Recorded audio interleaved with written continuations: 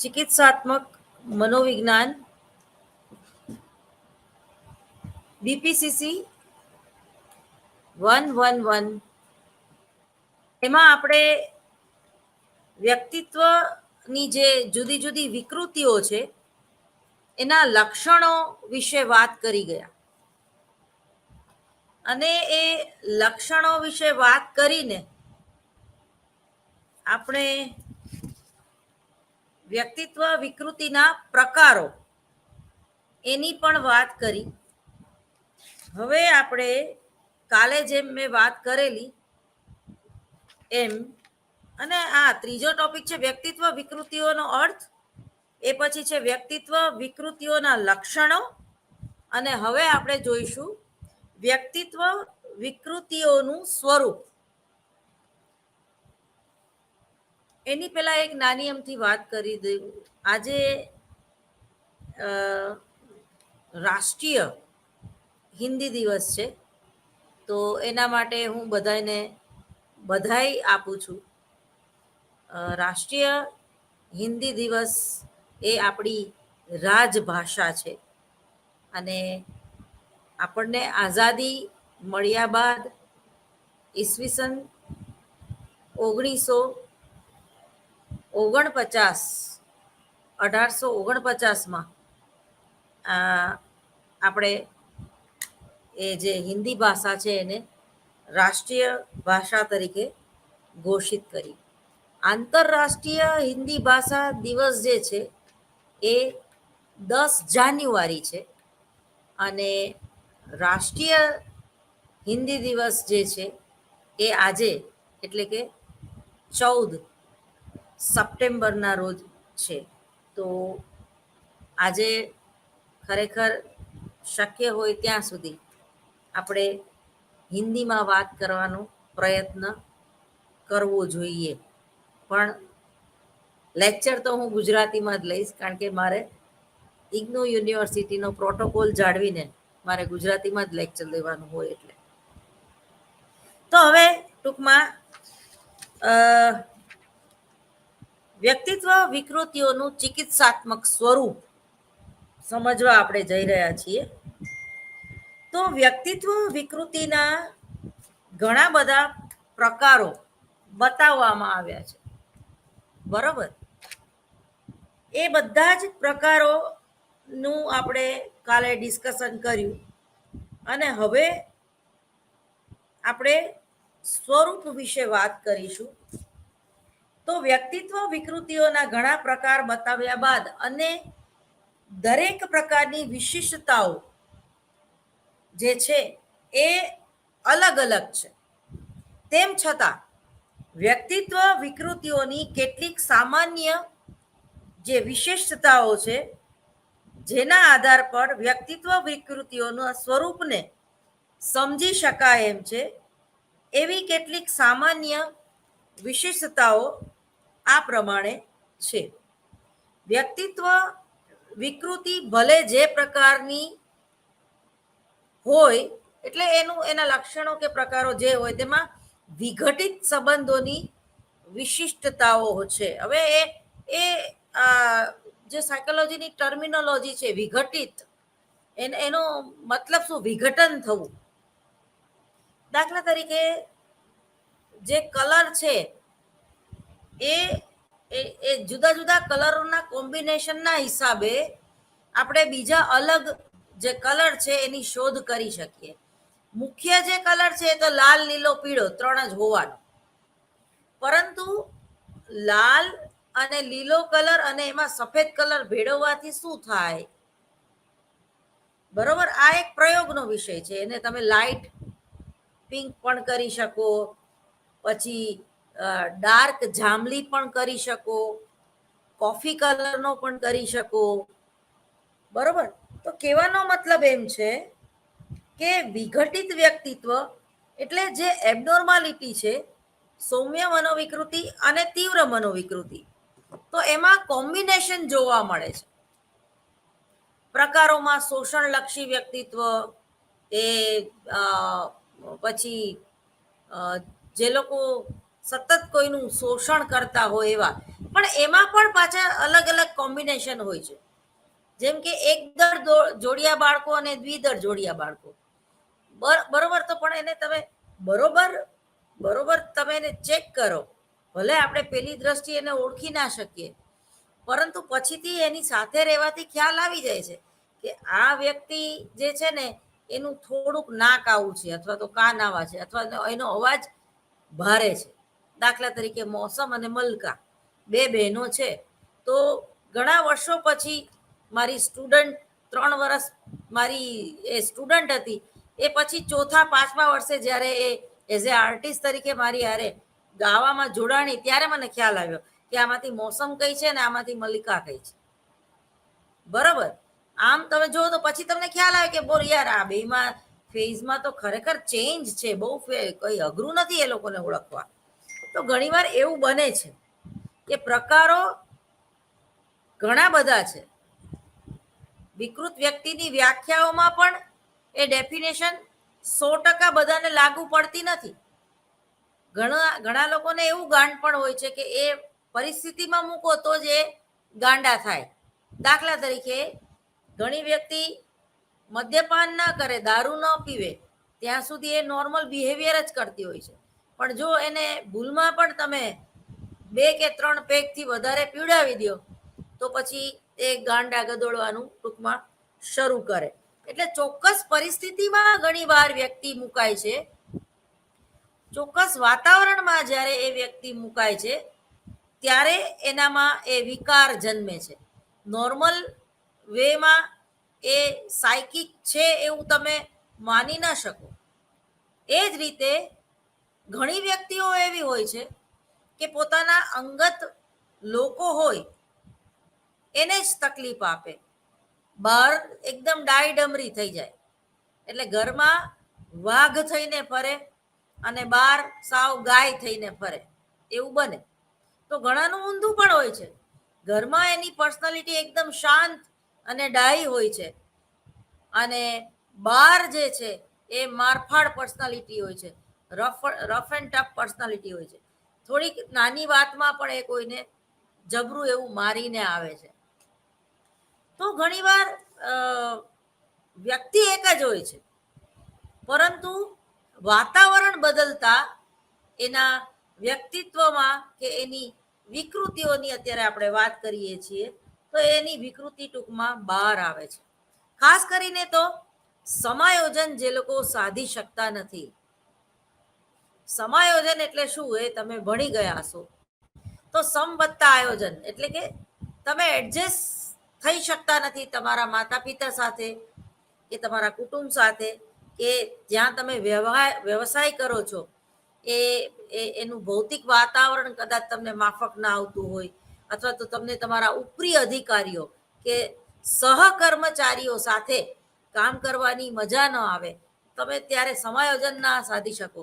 Staff રૂમમાં પણ તમે બેઠા હોય અને કોઈ તમને બોલાવે નહીં, એવી તમારી પર્સનાલિટી હોય, અથવા તો તમે એક લઘુતા ગ્રંથિથી પીડાતા હોય, અથવા તો ગુરુતા ગ્રંથિથી પણ પીડાતા હોય કે ભાઈ મારે આ યોગ્ય અહીંયા કોઈ છે જ નહીં, હું કેમ બધાને બોલાવું, અથવા તો આ બધા તો ફાલતુ છે, હું પોતે ગોલ્ડ મેડાલિસ્ટ છું, હું તો MS યુનિવર્સિટી પાસ આઉટ છું, એટલે આ બધા તો ઠીક છે હવે બધું એમ.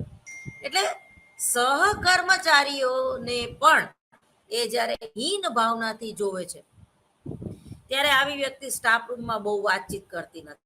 તો ઘણી પર્સનાલિટી એવી હોય છે શિક્ષકોની પણ, કે એ સતત લાઇબ્રેરીમાં બેસી રહે છે, એ બહુ ટોકેટિવ હોતા નથી. તો એ એબનોર્માલિટી નથી, પરંતુ જ્યારે કોઈ કલ્ચરલ એક્ટિવિટીઝમાં જોડાવાનું હોય, NSS કે NCC જેવી એક્ટિવિટીઝમાં જોડાવાનું હોય, ત્યારે પણ જો આ વ્યક્તિ નિષ્ક્રિય રહે તો એ સાયકિક કહેવાય. તમે કોઈની હારે ન બોલો, ઇટ્સ ઓકે. તમે લાઇબ્રેરીનો વધારે ઉપયોગ કરો, બહુ સારી વાત છે. તમે અંતર્મુખી વ્યક્તિત્વ ધરાવો છો, તમારો સાચો મિત્ર જ તમે પુસ્તકને માનો છો, બહુ સારી વાત છે. પરંતુ સ્ટાફમાં કોઈના માતા પિતાનું મરણ થઈ ગયું હોય અને તમે આભળવા કે બેસવા કે ઉઠમણે કે બેસણે પણ ના જાઓ, તો એ તમારામાં એ વ્યવહારુ બુદ્ધિ નથી, એમ તમે સામાજિક નથી. પણ સામાજિક ન હોવું એટલે એબનોર્મલ હોવું એમ નહીં, પરંતુ એન્ટી સોશિયલ. તમે ટીકા કરો, કે ભાઈ કોઈ વ્યક્તિ મરી જાય તો એની પાછળ થોડું બારમું કરવાનું હોય, એની પાછળ થોડું ગંગામાં જઈને ખર્ચો કરવાનો હોય કે એના અસ્થિ વિસર્જન કરવા છે ગંગા નદીએ થોડું જવાય, તો એને એન્ટી સોશિયલ કહેવાય ટૂંકમાં. બરાબર. તો એ સામાજિક રીતે જે છે એ વિકૃત છે એમ કહી શકીએ. આ ઘણા આપણી આજુબાજુ તમે જુઓ તો ઘણા લોકો આવા હોય છે કે એ કોઈના લગ્નમાં પણ ન જાય, કોઈ મૃત્યુ પામે તો પણ ન જાય, અને એમાં પણ પોતે એવું સમજે કે આ બધું તો નિરર્થક પ્રવૃત્તિ છે. પરંતુ આ નિરર્થક પ્રવૃત્તિ નથી. કારણ કે જ્યારે તમે દુઃખી હો છો ત્યારે તમે તમારા ખભા ઉપર માથું રાખીને રડી શકતા નથી. ખભો તો કોકનો જ જોઈએ. બરોબર. તમે જ્યારે રિલેક્સ થાવ છો તો એ કોકના ખભા ઉપર માથું નાખીને રડો છો એટલે રિલેક્સ થાવ છો.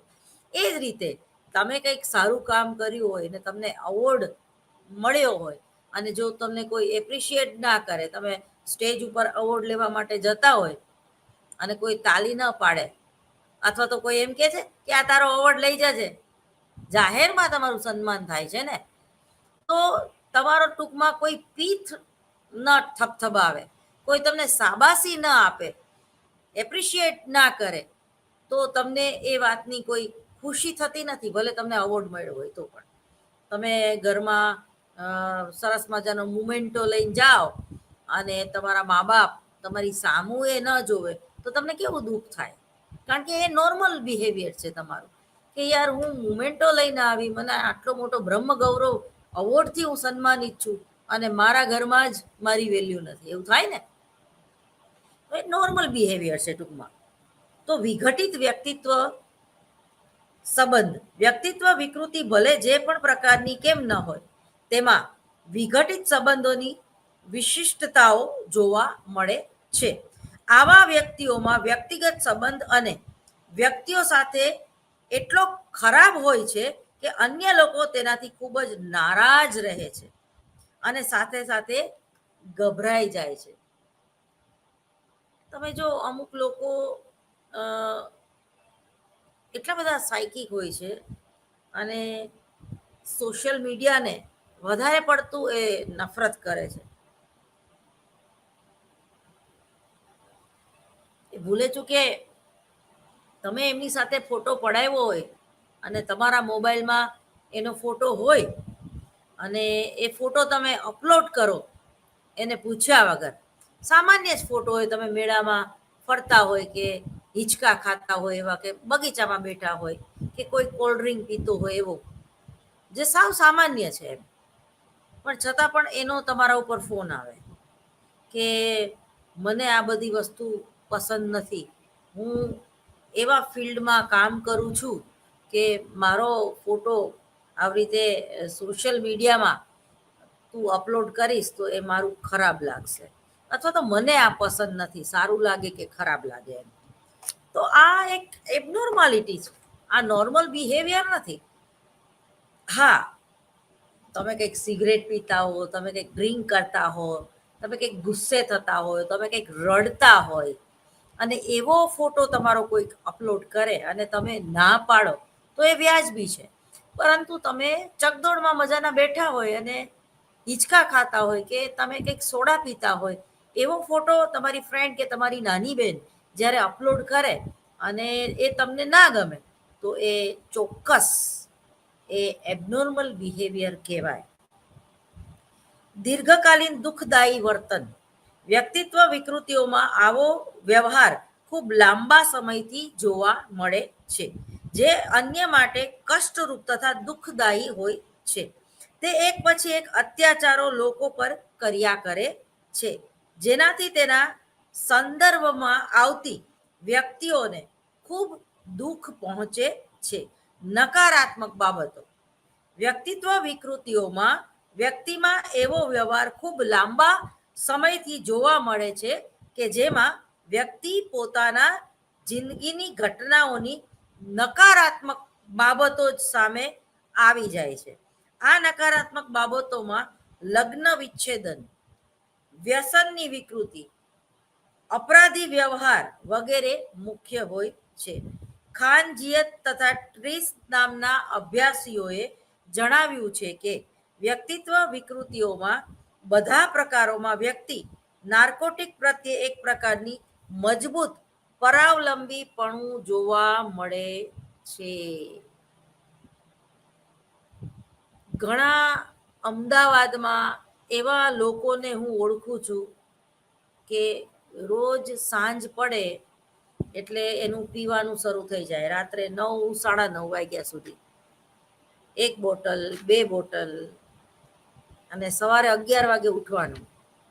એવી લેડી પણ મેં જોઈ છે કે જેનામાં કોઈ સંસ્કાર ન હોય, જે આ પ્રકારનું વર્તન કરતી હોય અને પોતાના પતિની સાથે જ પોતે પણ એ ડ્રિંક્સ લે અને બાળકને પાછું નિરમામાં એડમિશન અપાવ્યું હોય અને એ બાળક અઠવાડિયામાં 4 દિવસ માંડ સ્કૂલ બિચારું જતું હશે, કારણ કે મા બાપ જ્યારે આવું દારૂ પીને રાત્રે 12-1 વાગે સૂવે તો સવારે વહેલા ઉઠી ન શકે.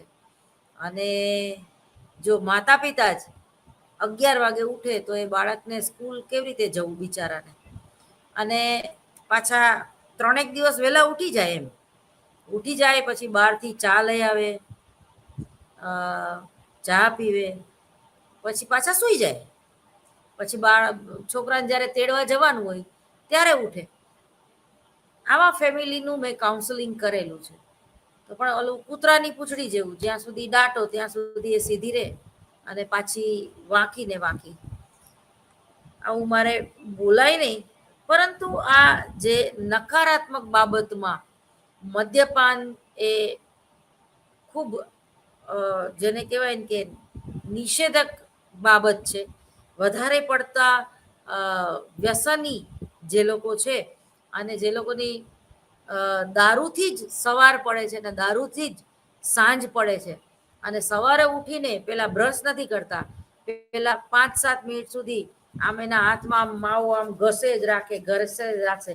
સૌરાષ્ટ્રના યુવાનોને અને સૌરાષ્ટ્ર બાજુ રહેતા લોકોને આની બહુ ટેવ છે, બરોબર, માવાની. બરાબર, 135, 140 તમાકુ જેને આપણે કહીએ છીએ, જે આખું જડબું કપાવવું પડે છે. એ બોકડાની જેમ સવારમાં ચાવે રાખે, પછી એ 20 મિનિટ ચાવે ને પછી એ માંડ એમ બોલી શકે. તો આ જે છે એ નિષેધાત્મકતા કહેવાય. તમારા શરીરમાં તમે ઉકેળો નાખો છો, એઠવાડ નાખો છો. આ જે શરીર છે પંચતત્વનું બનેલું છે, એને બેલેન્સ કરવું જોઈએ. બેલેન્સ ન કરો ત્યારે આ બધી સાયકોસોમેટિક ડિસીઝ જેને આપણે કહીએ છીએ એનો આપણે ભોગ બનતા હોઈએ છીએ. બરોબર. એક જ કુસમાયોજિત વર્તનને દોહરાવવું. ઘણા લોકોને તમે જો સવારમાં બહુ જ ઝઘડવાની ટેવ હોય. સવાર પડી નથી કે એનો બકવાસ ચાલુ થયો નથી, એટલે સવાર બગડે એનો આખો દિવસ બગડે. ઘણા પાડોશીમાં પણ એવા રેવા આવી ગયા હોય આપણી આજુબાજુ કે એ મોટેથી ઝઘડે, બે પતિ પત્ની, અને આપણને પણ ડિસ્ટર્બ કરે. એવું જોવા મળ્યું છે કે વ્યક્તિત્વ વિકૃતિઓમાં જે પણ વિશેષ શીલ ગુણ, જેમ કે શંકા કરવી, રાગ અને દ્વેષ, એટલે જેને કહી ને કે એને ઈર્ષા આવે, આપણે સારા કપડાં પહેરીને નીકળી તો એને ઈર્ષા આવે, જીદ્દીપણું વગેરે વિકસિત છે. જો કામ, ક્રોધ, લોભ, મોહ, ઈર્ષા, દ્વેષ આ વધારે પડતું એ પ્રકારનું શીલ ગુણમાં જો આવી જાય આપણા, તો એ જે વ્યક્તિ છે એનામાં વિકાર જન્મે છે, સાયકોસોમેટિક ડિસીઝનો એ ભોગ બને છે. ટૂંકમાં તે પ્રત્યેક પરિસ્થિતિમાં તેના દ્વારા દેખાડવામાં આવે છે, જેના પરિણામે સ્વરૂપ વ્યક્તિ એક જ પ્રકારના કુસમાયોજિત વ્યવહાર વારંવાર કરે છે. જેમ કે કોઈ વ્યક્તિ વિકૃતિમાં કે પરાવલંબિતાનો શીલ ગુણ જે છે એ મુખ્ય હોય તો તે પોતાના વિશેષ માંગ અને જીદ દેખાડીને પોતાના પ્રિયજનને સંબંધ તોડી બેસે છે, અથવા તો એને વારંવાર ઇમોશનલ બ્લેકમેલ કરે છે, બરાબર. ત્યારબાદ તે ફરી કોઈ અન્ય વ્યક્તિ સાથે તે જ પ્રકારે પરાવલંબિતતા બતાવીને ફરી તે જ પ્રકારનું વર્તન બતાવે છે, અને તે વ્યક્તિ વિકૃતિઓમાં વ્યક્તિના કુસમાયોજિત વ્યવહારમાં ખૂબ સંગતતા જોવા મળે છે, અથવા તો તે પોતાના દોષપૂર્ણ વ્યવહારને વારંવાર દોહરાવે છે. એક જ પ્રકારની ભૂલ તમે કરો તો તમારી ઉપર લોકો ગરમ થાય કે નહીં?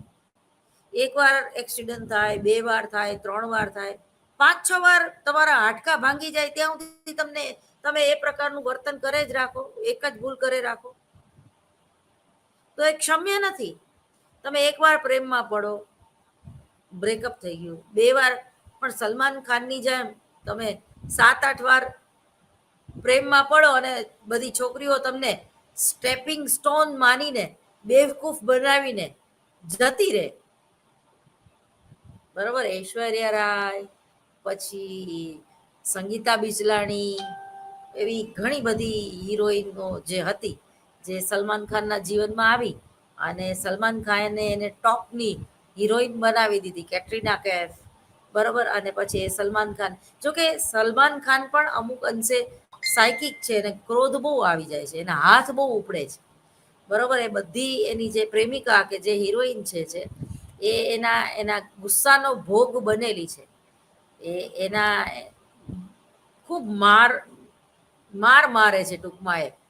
એટલે કોઈ પણ સ્ત્રી એ હિંસા સહન ના કરી શકે. એ પણ આ તો પાછી હિરોઈન બધી છે, જેવી તેવી નથી. એક તો એમાંની વિશ્વ સુંદરી જેને કહીએ. તો આ પ્રકારનું જે વર્તન જે છે, તો એ જે છે એ વિકૃતિ ભરેલું વર્તન કહેવાય. સ્ત્રી ઉપર તો શું, કોઈના ઉપર હાથ ઉગામવાની આપણને એ સત્તા નથી, એ એક અપરાધ છે. એ સ્ક્રીન ઉપર ભલે આપણને ગમે એટલો સારો લાગે. એ જ રીતે એ જો બિગ બોસ જેવા શોનો હોસ્ટિંગ કરે છે, તો બિગ બોસમાં જે લોકો જોડાય છે, જે સેલિબ્રિટી જોડાય છે, એ ક્યાંક ને ક્યાંક એ લોકોમાં પણ સાયકોલોજીકલ તમે જો ડિસઓર્ડર જોવા મળે છે. એ લોકો ક્યાંક ને ક્યાંક વિકૃત છે જ. એ બિગ બોસ જોવાથી તમને ખ્યાલ આવે કે આ વ્યક્તિમાં આ પ્રકારનું, કે આ સેલિબ્રિટીમાં આ પ્રકારની વિકૃતિ છે. અને જ્યારે તમને એવી પરિસ્થિતિમાં મૂકવામાં આવે, જે બિગ બોસનું ઘર છે, તો એમાં તરત જ તમારી જે વિકૃતિ જે છે એ બહાર આવી જાય છે. વ્યક્તિત્વ વિકૃતિઓમાં વ્યક્તિ પોતાની સમસ્યાઓ તથા કુસમાયોજિત વર્તનથી છુટકારો મેળવવા માંગતો નથી. ફળ સ્વરૂપે તે પોતાની તરફથી લગભગ ક્યારેક જ કોઈ પ્રકારની ચિકિત્સા પદ્ધતિ પર ઉપયોગ કે અમલ કરે છે. જો કોઈ વ્યક્તિ દ્વારા તેને ચિકિત્સા માટે મોકલવામાં આવે તો તે ચિકિત્સક સાથે પણ અસહકારભર્યું વર્તન કરે છે, જેથી તેની વિકૃતિની ગંભીરતાનો ખ્યાલ આવે છે. એને તમે પરાણે કોઈ સલાહકાર પાસે લઈ જાઓ તો એ સહન કરી શકતી નથી. એ ત્યાં પણ અપશબ્દો બોલે છે, ત્યાં પણ હાથ પગ પછાડે છે, અને ત્યાં પણ એમ કે છે કે ભાઈ મને કાંઈ નથી થયું, મારા કુટુંબના લોકો ગાંડા છે, હું તો બરોબર જ છું, એ લોકો મને આવી રીતે હેરાન કરે છે એટલે હું આવું કરું છું. એટલે ટૂંકમાં એની જો એક્સ્ટ્રીમ લેવલે એ ડિપ્રેશનમાં હોય કે હતાશ થયેલો હોય, મનોભારનો ભોગ બન્યો હોય, તો ઘણીવાર એને ખાલી કાઉન્સેલિંગ નહીં, પરંતુ દવાની પણ જરૂર પડે છે. હવે વ્યક્તિ વિકૃત શા માટે બને છે, એની પાછળના કારણો, એની પહેલા આપણે એક મુદ્દો રહી ગયો, વર્તન પરિવર્તનના વિરોધી. જો એ લોકો પોતાની જાતમાં કંઈ ફેરફાર કરવા માંગતા નથી. એ લોકો નોકિયાના ડબલા જેવા હોય છે. એને અપગ્રેડ અમુક ડબલું થાય નહીં, બરોબર. જ્યારે અમુક મોબાઈલમાં એવી સિસ્ટમ હોય છે કે અપગ્રેડ થાય. તો જ્યારે કોઈ વ્યક્તિ અપગ્રેડ થવા માંગતી ન હોય, જ્યારે કોઈ વ્યક્તિ પરિવર્તનને સ્વીકારતી ન હોય ત્યારે પણ એ વિકૃત છે એમ કહી શકાય. આજે જમાનો ક્યાંથી ક્યાં પહોંચી ગયો હોય અને તમે એક નાની એવી બાબતને લઈને બેસી રહ્યો તો એ એક પ્રકારની વિકૃતિ છે. વ્યક્તિત્વ વિકૃતિઓમાં વ્યક્તિ દ્વારા એવો વ્યવહાર કે વર્તન બતાવવામાં આવે છે કે જેમાં તે કોઈ પ્રકારનું પરિવર્તન ઈચ્છતી નથી. આથી વ્યક્તિ ન તો પોતાના વર્તનમાં નવું પરિવર્તન કરવા માંગે છે અને ન તો અન્ય બાબતોને સહકાર આપે છે કે જેના દ્વારા વ્યવહારમાં પરિવર્તનની માંગ થઈ શકે. તમે જો ઘણા લોકો બેંકમાં પ્રમોશન મળતું હોય ને તો પ્રમોશન નથી લેતા. કેમ? તો કે ના, બસ એ જે સેફ ઝોન છે એમાંથી એ લોકોને બહાર જ નથી નીકળવું. બસ રાજકોટની બહાર નથી. એ આજીવન ક્લાર્ક તરીકે જન્મે અને ક્લાર્ક તરીકે જ મૃત્યુ પામે અને ક્લાર્ક તરીકે જ રિટાયર્ડ થાય.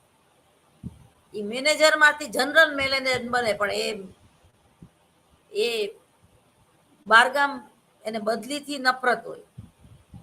બરાબર? તો ઘણા લોકો આવા હોય છે કર્મચારીઓ કે એને એને બસ એક કારકુન તરીકે જ કામ કરવાની મજા પડતી હોય છે. 2000માં વધારો થાય તો એ 2000નો વધારો લેવા તૈયાર જ નથી. એમ કે છે કે ના, મારે પ્રમોશન નથી જોતું, કારણ કે પ્રમોશન લે તો બદલી થાય. સેફ ઝોનમાંથી જ્યાં સુધી તમે બહાર ન આવો તો તમારો વિકાસ અટકી જાય છે. બરોબર? તો એનો કોઈ મતલબ નથી. તો જે આ ચેલેન્જિંગ વાત હોય છે, તો ઘણા લોકો એકવાર 12 સાયન્સની એક્ઝામ આપે અને ફેલ થાય તો બીજી વાર આપતા જ નથી. કેમ? બસ હવે મને નફરત થઈ ગઈ. એ જ રીતે કોઈ વકીલ જે છે તો એને વકીલમાંથી જજ બનવાની એનામાં પૂરી આવડત હોય પણ નથી બનવું. બસ એક જિદ્દી વલણ કે ના, જજ કે તને એની બદલી થાય ને. તો દરેકની પોતાની ચોઈસ હોય છે, એ વાત બરોબર, પરંતુ કઈ આગળ એને વધવું જ નથી હોતું. ખાલી ડિગ્રી મળી ગઈ પીએચડીની, પછી શું બીજી વાર રિસર્ચ કરવાનું જ નહીં? શું બીજી વાર રિફ્રેશર કોર્સ પણ યોજવામાં આવે છે? શા માટે? તો ટૂંકમાં તમે જે ફિલ્ડમાં હોય, વકીલના ફિલ્ડમાં હોય, જજના ફિલ્ડમાં હોય કે પ્રોફેસરના ફિલ્ડમાં હોય કે કોઈ બિઝનેસમેનના ફિલ્ડમાં, તો એની જે કોન્ફરન્સ છે તો એમાં ઘણા નવા નવા મુદ્દાઓની ચર્ચા કરવામાં આવે છે. સેમિનારો દ્વારા બિઝનેસને કઈ રીતે આગળ વધારવું અથવા તો પોતાના વ્યક્તિત્વને કઈ રીતે અપગ્રેડ કરવું એની તાલીમ આપવામાં આવે છે. જો તમે આ તાલીમ ન લ્યો તો ઇટ મીન્સ કે ક્યાંક તમે તમારામાં એબનોર્માલિટી છે, તમે નવું કંઈ શીખવા નથી માંગતા, તમે આળસુ પ્રકૃતિના છો, અથવા તો તમારો જે સેફ ઝોન છે એની બહાર નીકળવા તમે નથી માંગતા. માર્ક નામના 22 વર્ષના એક યુવાનનો મનોવૈજ્ઞાનિક ચિકિત્સાત્મક લયમાં એને લેવામાં આવ્યો. તેના પર ચોરી તથા લૂંટનો કેસ ચલાવવામાં આવ્યો હતો. તેના કેસ રેકોર્ડથી એ જાણવા મળ્યું હતું કે તે 9 વર્ષની ઉંમરમાં અસામાજિક વ્યવહાર તથા ફરજ ચૂકના કારણે સ્કૂલમાંથી કાઢી મૂકવામાં આવ્યો હતો. એટલે 9 વર્ષનો હતો ત્યારથી એ ચોરી કરતો હતો એમ. તે ઘણીવાર ઘરેથી ઘણા અઠવાડિયા માટે ભાગી જતો હતો. એટલે ઘરમાંથી પણ એ ગાયબ રહેતો હતો. આજ સુધી તે કોઈ પણ નોકરીમાં અમુક દિવસો સુધી ટકી રહ્યો નહીં. ઘણાની તમે જો એ વારંવાર નોકરી બદલાવે રાખે. તેના એટલા ઓછા મિત્રો હતા કે તે એકલો જ રહેવા લાગતો. શરૂઆતમાં તો તે અમુકથી આકર્ષિત રીતે મળતો હતો, પરંતુ તરત જ તે પોતાના આક્રમક તથા સ્વ સન્માનથી વર્તનના કારણે તેમાં ઝઘડો કરી લેતો હતો. એટલે ઝઘડાળુ પ્રકૃતિનો હતો. પૂરા ચિકિત્સા ક્ષેત્ર દરમિયાન તે સામાન્ય રીતે વર્તન કરતો અને પછી ચિકિત્સકને એવું કહી ગયો કે તે ચિકિત્સા શસ્ત્રથી કેટલો લાભ થયો છે. હવે વ્યક્તિત્વ જે વિકૃતિ છે એના બીજ જે છે એ બાલ્યાવસ્થાથી રોપાતા હોય છે. ઘણીવાર એવું બને કે ઘરમાં સ્ટેપ મધર હોય, એટલે કે તમારી નવી માતા હોય, એ તમને પૂરું ખાવાનું ન આપતી હોય અને એ તમને સ્કૂલ તમે જાઓ ત્યારે નાસ્તાનો ડબ્બો તમે જાતે લઈ પણ ના શકતા હોય અને એ તમને આપતી પણ ન હોય ખાવા, તો આવા બાળકો સ્વાભાવિક છે કે બીજાના નાસ્તાના ડબ્બો જે છે એ લઈ લેતા હોય છે અને એ બાથરૂમમાં જઈને ઘણીવાર કોકનો નાસ્તો કરી આવે છે અને ખાલી ડબ્બો પાછા દફતરમાં મૂકી દેતા હોય છે. તો એનો ઇન્ટેન્સ ચોરી કરવાનો છે નહીં. તમે પેલું દીવાર પિક્ચર કે કયું જોયું હશે, જેમાં અમિતાભ બચ્ચનના હાથ ઉપર લખી દેવામાં આવે છે કે તેરા બાપ ચોર હે અથવા તો તું ચોર હે, સમથિંગ એવું. તો એ બાળ માનસ ઉપર એની કેટલી ગંભીર અસર પડે છે. તો પરિસ્થિતિ પ્રમાણે જ્યારે તમે આ ચોરી કરવું એ ખરાબ છે એ પણ જ્યારે તમે નથી સમજતા અને લોકો તમને ચોર કે તમે પાઉં કે બ્રેડનો ટુકડો ચોર કોકનો લઈ લીધો હોય અથવા દુકાનમાંથી લઈને ભાગી ગયા હોય અથવા તો કોઈ મેડિકલ સ્ટોરમાંથી દવાની ચોરી તમે કરી હોય, કારણ કે પૈસા નથી તમારી યારે અને તમારા મમ્મીને એ દવા નહીં આપો તો એનું મૃત્યુ થશે એ નક્કી છે.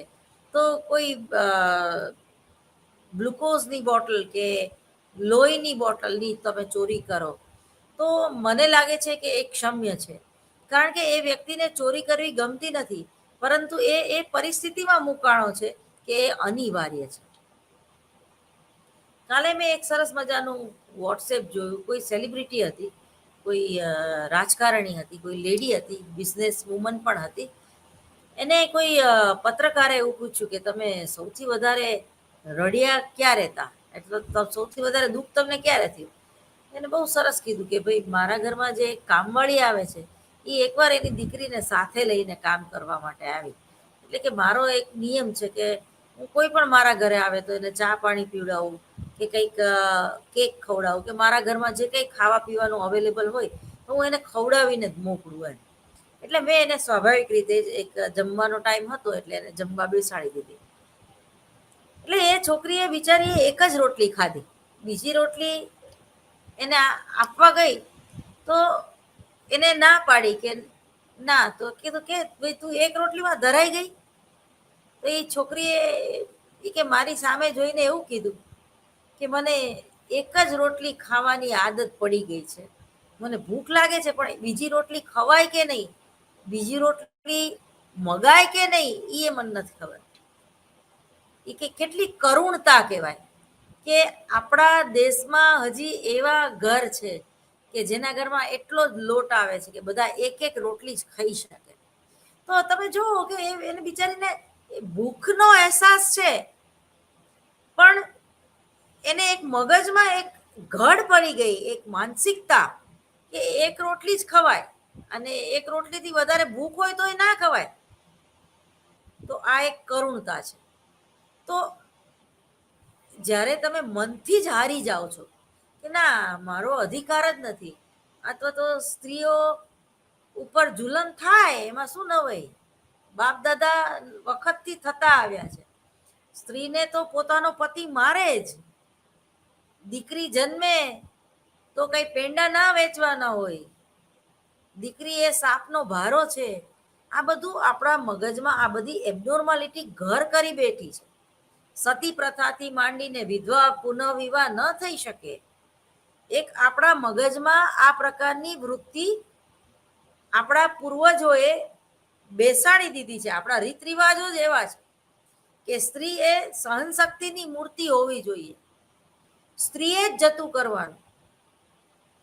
પુરુષને તો એ પુરુષ બહાર જાય કે એ રેડ લાઇટ એરિયામાં જાય તો વાંધો નહીં, કારણ કે એ પુરુષ છે.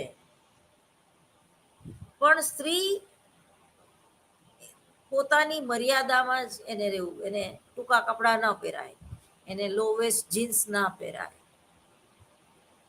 એને વધારે પડતું ભણીને સ્વચ્છંદી ન થઈ જવાય, એ અનમેરિડ ના રહી શકે, એને મેરેજ ના કરવા હોય તો ધરાર એને કરવા, લોક ક્યાં કહેંગે. તો આ બધી જે સામાજિક વિકૃતિ જેને આપણે કહીએ તો એ બધી એ બધા એના કારણોમાં પણ છે. જ્યારે તમે વધારે પડતો તમારો સમાજ તમને વધારે પડતું તમારી ઉપર રિસ્ટ્રિક્શન રાખે છે, તમારા માતા પિતા વધારે પડતું તમને દબાવીને રાખે છે, અથવા તો જેને કંઈ કે કોઈ કુટુંબ એવું છે કે જેમાં સરમુખત્યારશાહી શાસન જોવા મળે છે, એમાં પોતે જે વ્યક્તિ જે છે એ યુવા અવસ્થામાં પણ પોતાને ગમતા પાત્રની સાથે લગ્ન ના કરી શકે, લવ મેરેજ ના કરી શકે. આજે પણ અમુક જ્ઞાતિઓ એવી છે આપણા સમાજમાં કે જે એ મારી નાખવું ને કાપી નાખવું થઈ જાય, અથવા તો દુશ્મન એકબીજાને સમજે. બરોબર. તો અમુક વખતે હિન્દુ મુસ્લિમ કે મુસ્લિમ હિન્દુ લગ્ન કરે તો એ લવ જેહાદ હોતું નથી, પરંતુ ખરેખર એકબીજાને પ્રેમ કરતા હોય છે, એવું પણ બને. પરંતુ આપણે એને લવ જેહાદ એવું નામ આપી દઈએ છીએ, એના મૂળ સુધી જતા નથી. તો આ એક સમાજે ઊભી કરેલી વિકૃતિ છે. હવે આવા જે પ્રેમી યુગલ હોય છે એ કાં તો આક્રમક બની જાય છે, અથવા તો સમાજથી, પોતાના માતા પિતાથી, પોતાની જ્ઞાતિથી કંટાળીને ડિપ્રેશનમાં આવી જાય છે, અને એ હતાશ થયેલા યુગલ બિચારા સાથે આપઘાત કરે છે,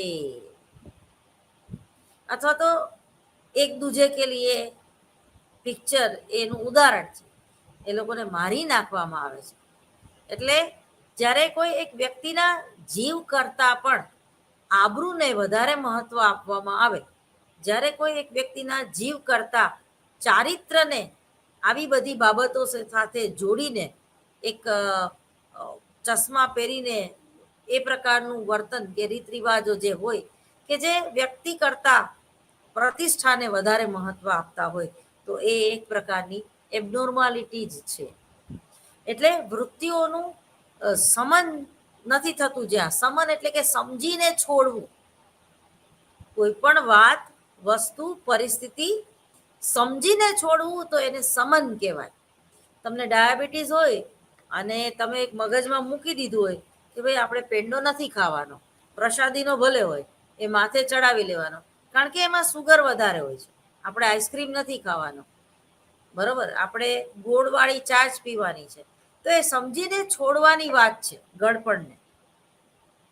એ જ રીતે કોઈ વ્યક્તિને તમે ખૂબ પ્રેમ કરતા હોય, પણ એ વ્યક્તિ તમારે લાયક ન હોય, એ વ્યક્તિ ની ભૂલો એવી ભવ્ય હોય કે તમે એને વારંવાર માફ કરી હોય, એને વારંવાર એને લફરા કર્યા હોય, તો એવા પુરુષને છોડી દેવો એ જ બેટર છે. ભલે તમે એને પ્રેમ કરો એ જુદી વાત છે, પણ એની સાથે આખી જિંદગી ના નીકળે, કારણ કે એનું જે વર્તન જે છે એ કેરેક્ટર લૂઝ છે, એ ચરિત્રહીન છે.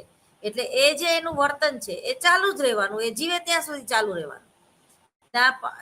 જીવનમાં આવતા પાત્રો કે પત્નીનું સ્થાન બદલાતું જ રહેવાનું. તો આવા પુરુષને જો તમે પ્રેમ કરો તો એ નુકસાન કરતા છે, અને પ્રેમ કરો તો પણ સાથે રહેવું જરૂરી નથી, સંપર્કમાં રહેવું ના જોઈએ. સાયકોલોજી એમ કે છે, કારણ કે એમાં તમે તમારું નુકસાન કરો છો.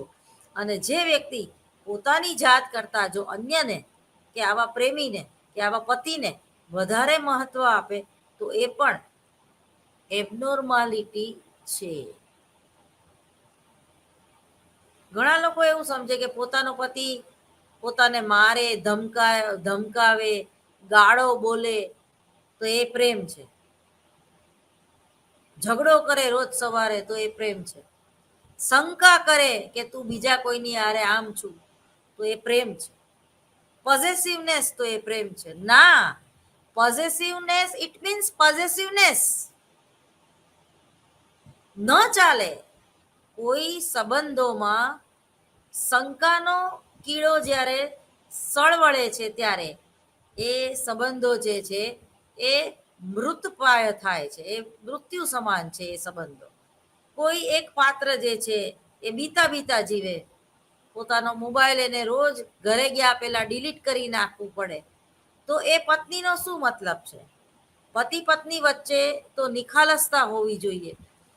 કોઈ પુરુષને રસ્તામાં કોઈ સ્ત્રી ગમી ગઈ તો એ નિખાલસતા જમતા જમતા પોતાની પત્નીને કહી શકે કે આજે તો યાર અમારા નવી સેક્રેટરી આવી છે ને અમારી કોલેજમાં, એ સખત દેખાવડી છે યાર, બહુ મસ્ત છે. આટલી નિખાલસ ભાવે તમે કહી કેમ ના શકો? અને જો ભૂલે ચૂકે કહી દીધું હોય તો ઓલીના રોજના 8 ફોન આવે, તમે ક્યાં છો, ક્યાં છો, ક્યાં છો, શંકા. તો જેની સાથે તમારે આખી જિંદગી રહેવાની છે એના પ્રત્યે તમે શંકા કરો અથવા તો પોઝેસિવ રહ્યો તો એ સંબંધનો કોઈ મતલબ જ નથી. તમે એકબીજા પ્રત્યે મનથી નથી, શરીરથી ભલે જોડાયેલા, ડાઈ મીઠી મીઠી વાતો કરો છો પણ ખુલીને વાત નથી કરી શકતા. ઘણા કપલ તો મેં મારા કાઉન્સેલિંગમાં એવા જોયા છે કે પતિ એવી ફરિયાદ કરે મારા જેવા સલાહકારને કે અમારા લગ્ન જીવનને 10 વર્ષ થઈ ગયા, પરંતુ મેં મારા બેડરૂમમાં મારી પત્નીને ક્યારેય નગ્ન જોઈ નથી. તો આ કેવી વાત છે? ખુલીને તમે સેક્સ પણ ના કરી શકો, એક સંકોચ થાય તમને. ભલે ને કદાચ તમારું શરીર બેડોળ હોય, શું થઈ ગયું? ભલે ને કદાચ તમારા શરીરમાં ખાલી હાડકા જ હોય, શું થઈ ગયું? તમે એકબીજાને પ્રેમ કરો છો ને, એ મહત્વનું છે. પરંતુ આપણે પ્રેમને શરીર સાથે જોડીએ છીએ એટલે આ બધી સમસ્યાઓ ઉત્પન્ન થાય છે. કોઈ 120 કિલોની સ્ત્રી ભલે હોય, પરંતુ એને એનો પતિ પ્રેમ કરતો હોય તો એને એ સેક્સ્યુઅલ સેટિસ્ફેક્શન આપી શકે છે. એટલે આ બધી એક ભૂલ ભરેલી માન્યતા છે કે જે સ્ત્રીનું શરીર બેડોળ હોય એનો પતિ તો બહાર જાય જ ને. પાછા આપણે આવું ચર્ચા કરીએ, સ્ત્રીઓ જ પાછી ચર્ચા કરે કે કેવી 120 કિલોની છે, તો એનો પતિ બહાર મોઢું મારે જ ને. હા, તમારે તમારું શરીર મેન્ટેન રાખવું, તમને પોતાને અરીસામાં જોવાની મજા આવે, એ તમારી નૈતિક ફરજ છે. પરંતુ સંજોગો, અવસાદ, ઉંમર પ્રમાણે અથવા તો કોઈ રોગનો તો જ્યારે તમે ભોગ બન્યા હોય ત્યારે, 2 થી 3 વાર તમે સિઝેરિયન ઓપરેશન કરાવ્યા હોય ત્યારે પેટનો ભાગ તમારો રહી જાય અને જો તમારો પુરુષ તમને નફરત કરે તો એ એબનોર્માલિટી છે, એ સ્વાર્થ વૃત્તિ છે. એવું જરૂરી નથી કે ઐશ્વર્યા રાય હોય તો જ સેટિસ્ફેક્શન મળે. સેક્સ હંમેશા દિમાગથી થાય છે, શરીરથી નહીં. એ દરેક વ્યક્તિએ સમજી લેવું જોઈએ. ખાસ કરીને પુરુષ પક્ષે ઘણી બધી મિસઅન્ડરસ્ટેન્ડિંગ છે. એ જ રીતે સ્ત્રીઓ પણ એવું અચૂક માને છે કે જે પેનિસનો ભાગ હોય એ જો નાનો હોય તો સેટિસ્ફેક્શન ના મળે. આ પણ એક ભૂલ ભરેલી માન્યતા છે. હવે આપણે આગળ વધીએ. વ્યક્તિત્વ વિકૃતિઓના કારણો. વ્યક્તિત્વની ઓળખ ઔપચારિક રૂપથી સ્વતંત્ર રીતે ઈસવીસન 1952માં પહેલા કરવામાં આવેલી નથી. એટલે કે તેનાથી સંબંધિત શોધની એ એક ખામી છે. એટલે આમાં બહુ સંશોધન થયા નથી. વ્યક્તિત્વ વિકૃતિઓ એક એવી વિકૃતિ છે જેની સ્પષ્ટ ઓળખ કરવામાં હજુ પણ લોકોને મુશ્કેલી પડે છે, તથા એવી વ્યક્તિઓને હજુ પણ ઉપચાર માટે મનોવૈજ્ઞાનિક ક્લિનિકમાં મોકલવામાં આવતા નથી.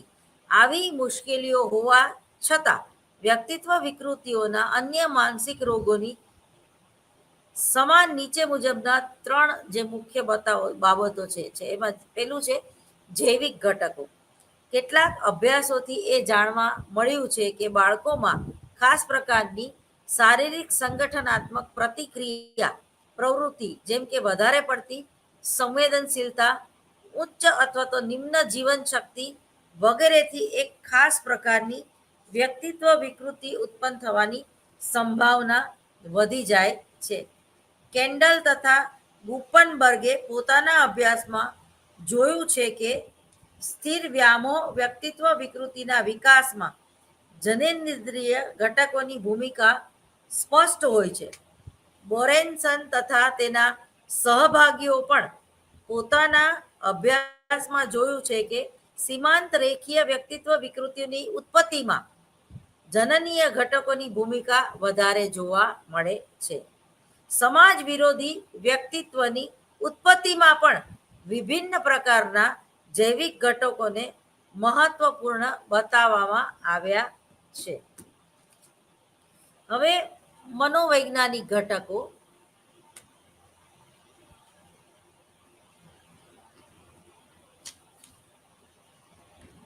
મનોવૈજ્ઞાનિક ઘટકોમાં પ્રારંભિક શિક્ષણના ઘટકોને વધારે મહત્વપૂર્ણ માનવામાં આવ્યા છે. આપણે સિગમન્ડ ફ્રોઈડ અને કારેન હોર્નીને યાદ કરી છે.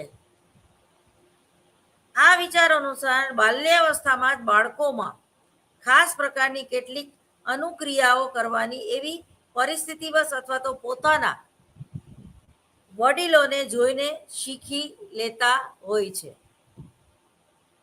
તેમાંથી કેટલીક અનુક્રિયાઓ એવી હોય છે કે જે બાળકોમાં આગળ ચાલીને વ્યક્તિત્વ વિકૃતિઓ ઉત્પન્ન કરે છે. વિશેષ કરીને સમાજ વિરોધી વ્યક્તિત્વના વિકાસમાં આ પ્રકારે શીખવું તથા અન્ય બીજા મનોવૈજ્ઞાનિક ઘટકોને વધારે મહત્વપૂર્ણ બતાવવામાં આવે છે. હવે સામાજિક સાંસ્કૃતિક ઘટકો. વ્યક્તિત્વ વિકૃતિઓના વિકાસમાં સામાજિક સાંસ્કૃતિક ઘટકો મહત્વનો ભાગ ભજવે છે.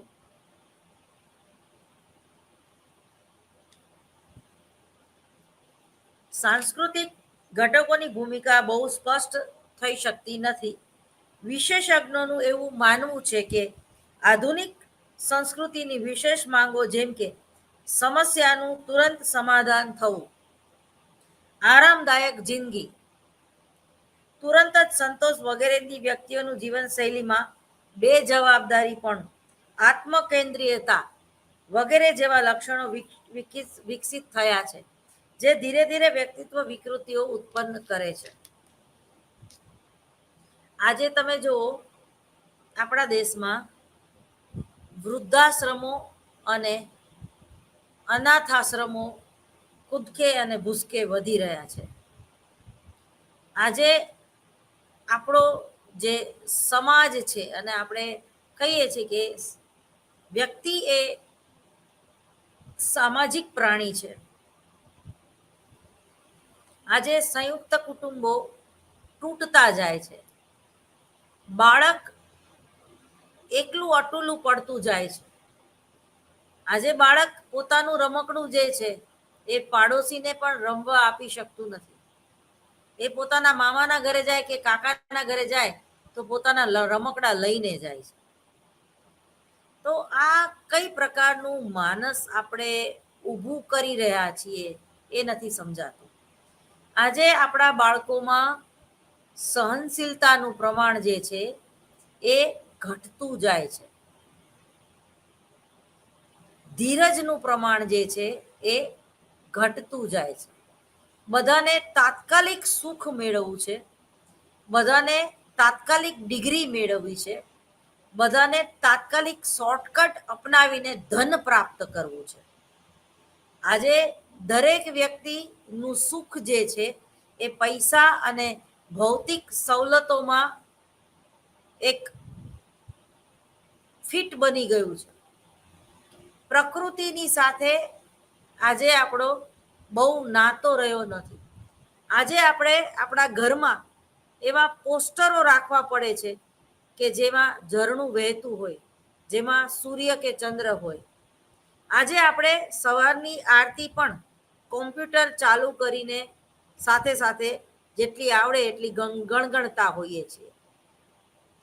આજે આપણે સવારે વોકમાં નીકળતા જ ગાયત્રી મંત્ર બોલી લેતા હોઈએ છીએ. કારણ કે આપણે એક હારે 10 કામ કરવા છે. આપણે વ્યાયામ પણ કરવું છે, આપણે અનુલોમ વિલોમ પણ કરવું છે, અને આપણે જેને કહીએ કે ત્રિકાળ સંધ્યા પણ કરવી છે. કઈ રીતે શક્ય છે? આજે દરેક વ્યક્તિ એવું કહે છે કે મારી પાસે સમય નથી. પોતાના માટે પણ સમય નથી.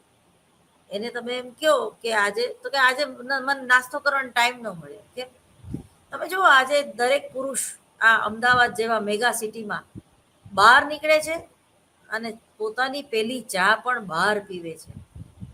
એની પત્ની ઘરમાં સૂતી હોય છે, કારણ કે એનો ઓફિસનો ટાઈમ છે 10 વાગે જવાનો છે અને આ ભાઈને સવારે 7:30 નીકળી જવું પડે. તો એ જે સ્ત્રી છે એના પતિના માટે વહેલી ઉઠીને ચા બનાવવાની એનામાં તાકાત નથી, કારણ કે એને વર્ક ટુ હોમ છે. એ ગમે ત્યારે 12 વાગે ઉઠે, 1 વાગે ઉઠે, 2 વાગે નાવા બેસે, પછી જેને કહેવાય કે પેલા ફાસ્ટ ફૂડ બહારથી મંગાવી લેવાનું, ઝોમેટો. આ પ્રકારનું આપણી જીવનચર્યા થઈ ગઈ છે. આપણી લાઈફસ્ટાઈલ એટલી બધી ગંદી થઈ ગઈ છે કે ન પૂછો વાત. હવે પેલો ઝોમેટો વાળો જે છે એ પરસેવેથી રેપજેપ હોય, એ જે રસોઈયો છે એ રાત્રે 9 વાગે જ્યારે શાકની લારી વાળાને બગડી ગયેલા ટમેટા અથવા તો પાલક એવી હોય કે જેમાં જીવડા પડી ગયા હોય, એ મફતના ભાવે હોટલવાળા લઈ આવતા હોય છે અને બીજે દિવસે આપણે એ પાલક પનીરનું શાક ખાવા ટેવાયેલા છીએ. તો આપણી હેલ્થ અને વેલ્થ ક્યાંથી સારી રહે? જે વ્યક્તિ રસોઈ બનાવતી હોય એ તો કેટલી પોઝિટિવ હોવી જોઈએ. એ ગાયત્રી મંત્ર બોલતા બોલતા શાકદાળનો વઘાર કરે તો એનો કેવો સુંદર ઓડકાર આવે દરેક ખાનાર વ્યક્તિને. પણ આજે એવું નથી. આજે પૌવાની લારી, ઉપમાની લારી, આજે ફણગાવેલા મગ પણ બહાર તૈયાર મળે છે. ફોરેન વાળા તો ટીનનું ખાય છે, બરોબર છે, કારણ કે એ લોકો સામે એટલું કામે કરે છે. આપણે તો કામે નથી કરતા ને ટીનનું ખાતા થઈ ગયા, એનું શું? આપણે અમુક બાબતમાં બહુ આળસુડા છીએ. એ લોકોની બધી વસ્તુ અપનાવતા નથી. એ લોકોને તો બિચારાને રસોઈનો ખરેખર ટાઈમ નથી. અને એ લોકોનું જે ટીનનું પેકિંગ છે બહુ વ્યવસ્થિત છે. એ લોકો ગમે તે નથી ખાતા, ગમે ત્યારે નથી ખાતા. જ્યારે આપણે ગમે તે ખાઈએ છીએ અને ગમે ત્યારે ખાઈએ છીએ, અથવા આપણને ગમે એવું જ કરીએ છીએ. શું મતલબ છે? એટલે જ્યારે ગ્લોબલ વોર્મિંગ આપણને મળી ગઈ છે ત્યારે જો પ્રકૃતિ સાથે આપણે લેવા દેવા નહીં રાખીએ તો અનેક સાયકોસોમેટિક ડિસીઝના ભોગ બનશું જ અને બનશું જ. આજે અમેરિકા જેવા વિકસિત દેશમાં 10 માણસમાંથી 7 માણસ કોઈને કોઈ સાયકોસોમેટિક ડિસીઝથી પીડાય છે. અને આપણા સમાજમાં પણ તમે જુઓ, આપણા દેશમાં પણ જુઓ, આપણું ગુજરાતની વાત કરું તો આપણું ગુજરાત 4થા નંબરે છે યુવાનોનો આપઘાતની સંખ્યા. આ 1 વર્ષમાં 600 યુવાનોએ ગુજરાતમાં આપઘાત કર્યો. એમાં 143 યુવાન તો ખાલી અમદાવાદના જ હતા.